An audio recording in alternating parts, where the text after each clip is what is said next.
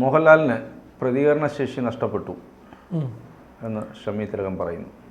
അതായത് ഷമി തിലകൻ ഈ Hema committee report വന്നതിന് ശേഷം ആരെയും കൂസാതെ പ്രതികരിച്ചു തുടങ്ങിയ ആളാണ്. അതിനു മുമ്പ് തന്നെ അദ്ദേഹം പ്രതികരിക്കുന്നുണ്ടായിരുന്നു. പക്ഷേ ഇപ്പം സധൈര്യം അദ്ദേഹം മുന്നോട്ട് വരുന്നു, കാര്യങ്ങൾ വെട്ടിത്തുറന്ന് പറയുന്നു. അദ്ദേഹം ഒരു പുലിക്കുട്ടിയായി മാറിക്കൊണ്ടിരിക്കുന്നു. അത് പുലിമട ജനിച്ച സാധനമാണ്. അതിൻ്റെ രക്തമെന്ന് പറയുന്നത് തിലകൻ്റെ രക്തമാണ്. അത് എന്താ പറയുക, അത് ഈ പുലിമടയിൽ എന്തായാലും ഒരു പൂച്ചക്കുട്ടി പറക്കത്തില്ലല്ലോ. ഇല്ലല്ലോ. അത് പുലിമടയിൽ ജനിച്ച സാധനമാണ്. അതിപ്പോൾ പറഞ്ഞിരിക്കുന്ന കാര്യം ഇതാണ്: ഉപ്പ് തിന്നവർ വെള്ളം കുടിച്ചേ പറ്റൂ, അത് ആരാണേലും. ഞാനടക്കം ഭയത്തോടെയാണ് ജീവിക്കുന്നത്. ഹേമ കമ്മിറ്റിയാണ് പവർ ഗ്രൂപ്പ് എന്ന വാക്ക് ഉപയോഗിച്ചിരിക്കുന്നത്. അവരുടെ റിപ്പോർട്ടിൽ അതിന് തെളിവുകളുമുണ്ട്. ആ തെളിവുകൾ പ്രകാരമേ ആ ഗ്രൂപ്പിൽ ആരൊക്കെ ഉണ്ടെന്ന് പറയാനാകൂ. ഉടയേണ്ട വിഗ്രഹങ്ങൾ ഉടയണം. വിശ്വാസവഞ്ചന കാണിച്ച വിഗ്രഹങ്ങൾ ഉടച്ചു കളയണം. സിദ്ദിഖിൻ്റെ രാജി കാവ്യനീതിയാണെന്ന് എനിക്ക് തോന്നുന്നില്ല. പക്ഷേ എൻ്റെ അച്ഛന് അങ്ങനെ തോന്നുന്നുണ്ടാവാം പറഞ്ഞിരിക്കുകയാണ്. പ്രതികരണമല്ല ഉടനുടൻ വരും. ഉടനുടൻ അടിച്ചു വിട്ടുകൊണ്ടേയിരിക്കുകയാണ്. ഇപ്പോഴൊന്നുമല്ലല്ലോ തുടങ്ങിയത്. അദ്ദേഹം വളരെ കാലമായി ഫൈറ്റ് ചെയ്തുകൊണ്ടിരിക്കുന്ന ആളല്ലേ. ഇപ്പോൾ അദ്ദേഹം പറഞ്ഞിരിക്കുന്ന ഒരു കാരണം, ഞാൻ ഇനി തൽക്കാലം ഇവിടുത്തെ പ്രശ്നങ്ങളൊക്കെ ഒന്ന് കലക്കി തീരട്ടെ, എന്നിട്ടാണ് ഇനി സിനിമ ചെയ്യുന്നുള്ളത്. അല്ലാതെ തൽക്കാലം ഞാൻ സിനിമകൾ ഇനി ചെയ്യുന്നില്ല എന്നാണ് അദ്ദേഹം പറഞ്ഞിരിക്കുന്ന ഒരു കാര്യം. മാത്രമല്ല, അദ്ദേഹത്തിനെ ഇവിടെ നിന്ന് മാറ്റി നിർത്താൻ ഇവരുടെയൊക്കെ ഭാഗത്ത് നിന്ന് വലിയ ശ്രമം ഉണ്ടായിട്ടുണ്ടായിരുന്നു എന്നാണ് നേരത്തെ ഉള്ള കഥകൾ, ഇപ്പോഴെങ്ങും ഉള്ളതല്ല.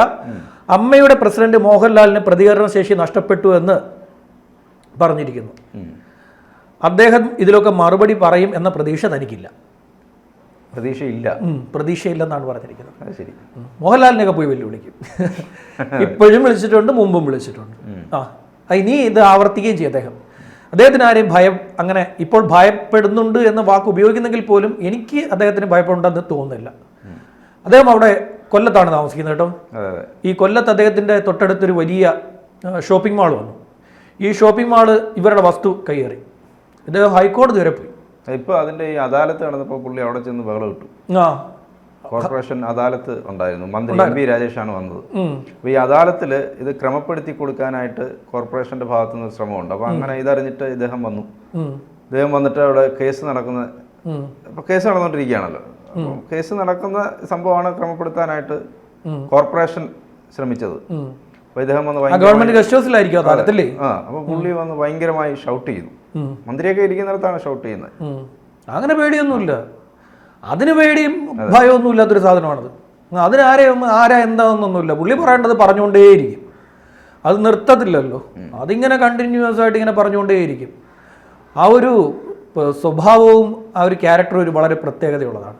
അദ്ദേഹം പണ്ട് തൊട്ടേ പറയുന്നുണ്ട് ഇതൊരു അഴുക്കുചാലാണ്, ഈ അഴുക്കുചാല് ക്ലിയർ ചെയ്തേ പറ്റൂ. ഇതിങ്ങനെ പോയി കഴിഞ്ഞാൽ അധികകാലം നമുക്ക് മലയാളികൾ ഇവരെ അംഗീകരിക്കാത്തൊരു കാലം വരുമെന്നൊക്കെ അദ്ദേഹം നേരത്തെ പറഞ്ഞിട്ടുള്ളതാണ്. ഈ അമ്മ എന്ന് പറയുന്ന ഇതിനകത്ത് പോയി അദ്ദേഹം വഴക്കുണ്ടാക്കിയിട്ടുണ്ട്. അതിനകത്ത് പോയി മുകേഷുമായിട്ട് വഴക്കുണ്ടാക്കിയിട്ടുണ്ട്.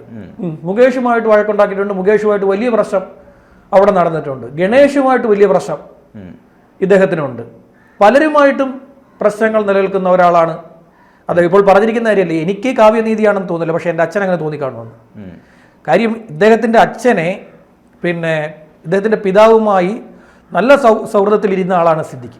പിന്നീട് തെറ്റിപ്പിരിഞ്ഞ് സിദ്ദിഖ് അദ്ദേഹത്തോട് മോശമായി സംസാരിച്ചു.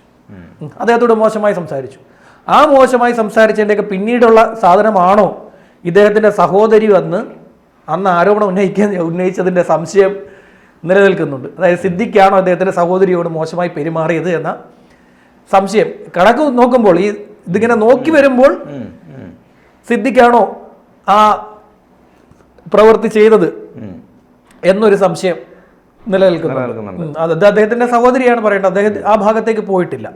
അദ്ദേഹത്തിന്റെ പരാമർശം സഹോദരിയാണ് എന്ന് പറയുമ്പോഴും അവർ രണ്ടമ്മയുടെ മക്കളാണ്. അദ്ദേഹം മൂത്ത ആദ്യത്തെ ഭാര്യയിലെ മകനാണ്. മറ്റേ യുവതി രണ്ടാമത്തെ ഭാര്യയിലെ മകളാണ്. എങ്കിലും ഒരച്ഛൻ്റെ മക്കളാണല്ലോ, സഹോദരിയാണ്. അപ്പം സഹോദരിയായിട്ടും അദ്ദേഹത്തിന് ആ ഒരു ആരോപണത്തെക്കുറിച്ച് അദ്ദേഹം ഒരു പരാമർശവും നടത്താൻ തയ്യാറായില്ല. പക്ഷേ ഇതിൽ അദ്ദേഹം ടൈറ്റ് ചെയ്തിട്ടുണ്ട്. കാര്യം ഇതെല്ലാം ഉടയേണ്ട വിഗ്രഹങ്ങളെല്ലാം ഉടയണം എന്നാണ് പറഞ്ഞിരിക്കുന്നത്. അദ്ദേഹത്തിന് ഇതിനെക്കുറിച്ചൊക്കെ നല്ല ധാരണയുണ്ട്.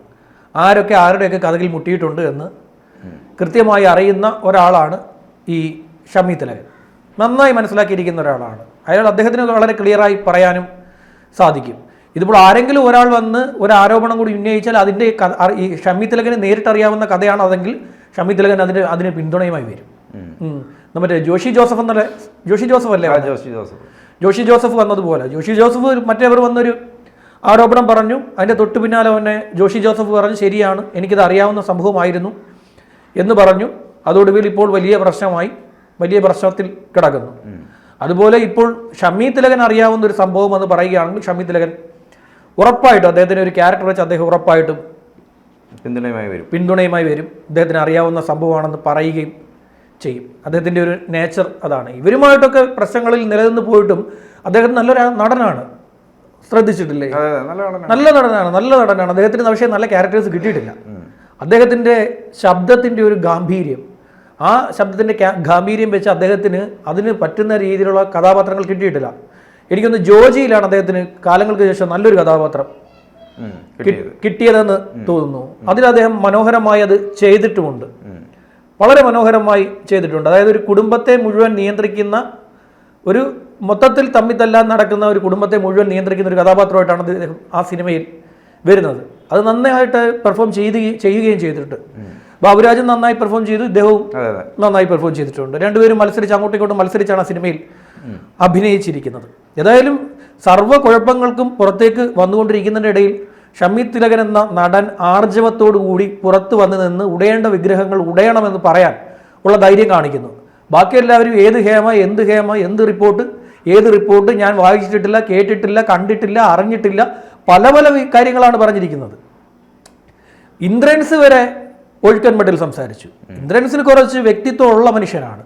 അദ്ദേഹം പറയുന്നു അദ്ദേഹം ഒരു നടിയുടെയും കഥകിന് പോയി ഞാൻ മുട്ടിയിട്ടില്ല എന്നാണ് അദ്ദേഹം പറയുന്നത്. അത് ഒരു ഒഴുക്കൻമട്ടിലാണ് പറയുന്നത്. അദ്ദേഹം ചെയ്തിട്ടില്ല, ചെയ്യുന്ന ഒരാളും അല്ല ആണെന്ന് ആരും വിശ്വസിക്കില്ല. ഇനിയിപ്പോൾ ആരെങ്കിലും വന്ന് പറഞ്ഞാൽ പോലും ഇത് വിശ്വസിക്കാൻ വലിയ പാടാണ്. അദ്ദേഹം അങ്ങനെ ഒരു പ്രവൃത്തി ചെയ്തു എന്ന്. പക്ഷെ അദ്ദേഹം പോലും ഈ ഹേമ കമ്മിറ്റി റിപ്പോർട്ടിൽ അവിടെ എവിടെയും തൊടാതെയാണ് സംസാരിക്കുന്നത്. അത്രയും സീനിയർ ആയിട്ടുള്ള നടൻ ഇന്ദ്രൻസ്. ഇപ്പോൾ മലയാളികളെല്ലാം വളരെ സ്നേഹത്തോടെ കാണുന്നൊരു നടനാണ്. അദ്ദേഹം പറയുന്നില്ല.